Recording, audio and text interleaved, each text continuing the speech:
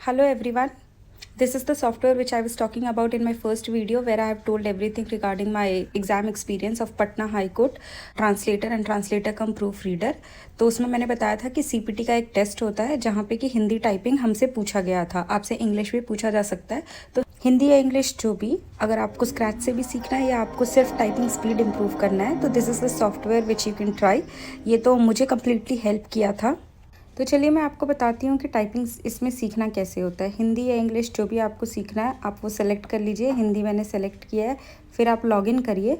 उसके बाद उसमें बहुत सारे ऑप्शंस आते हैं, होम रो, अपर रो, लोअर रो, ऐसे करके। तो सबसे पहला होम रो प्रैक्टिस पार्ट 1 वो मैंने सेलेक्ट कर लिया है। तो होम रो क्या होता है, जो मिडिल वाला रो होता है कीबोर्ड का, ASDFGHJKL, उसके बाद फिर 2 सिंबल्स वाले होते हैं, वो होता है होम रो। तो ये जो है इससे आप सीखेंगे वो जो ऊपर के लेटर्स लिखे हुए हैं, क, छोटी ई की मात्रा, ह, ऐसे करके।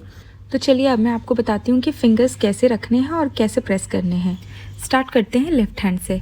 लेफ्ट हैंड का लिटिल फिंगर होगा ए पे, रिंग फिंगर होगा एस पे, मिडिल फिंगर होगा डी पे एंड इंडेक्स फिंगर होगा एफ पे। अब बात करते हैं राइट हैंड की। तो राइट हैंड का जो लिटिल फिंगर होगा वो होगा सेमीकोलन कॉलन वाले सिंबल की पे, रिंग फिंगर होगा एल पे, मिडिल फिंगर होगा के पे और इंडेक्स फिंगर होगा जे पे। राइट हैंड का ही थंब आप हमेशा यूज़ करेंगे स्पेस बार की प्रेस करने के लिए। कभी कभी आपके कन्वीनियंस के हिसाब से आप लेफ्ट हैंड का भी यूज़ कर सकते हैं, बट राइट हैंड का ही मोस्टली आप यूज़ करिएगा स्पेस बार का प्रेस करने के लिए थंब से। बाकी इसी तरह से आपको जो जो पिक्चर में कलर्स दिए हुए हैं वो सेग्रीगेट किए हुए हैं, उसी हिसाब से आपको जिस फिंगर पे जो कलर दिया हुआ है उस कीज़ को, अपर लोअर सारे कीज़ का आप उसी कलर वाले फिंगर से प्रेस करेंगे।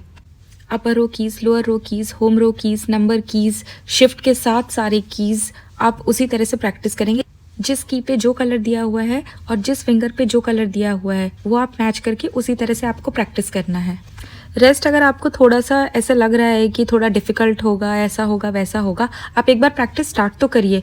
आप देखिए धीरे धीरे आप खुद फिगर आउट कर लेंगे। एक बार आपको पता चल गया कि किस कीज़ को किस फिंगर से प्रेस करना है, उसके बाद जब ये आपको लर्न हो जाएगा उसके बाद आप स्पीड का प्रैक्टिस कर सकते हैं। ग्रेजुअली दोनों चीज़ें इंप्रूव हो जाएंगी, speed as well as practice. So all the best, keep working hard and type as much as possible. Keep typing, keep working. Thank you for watching and all the very best.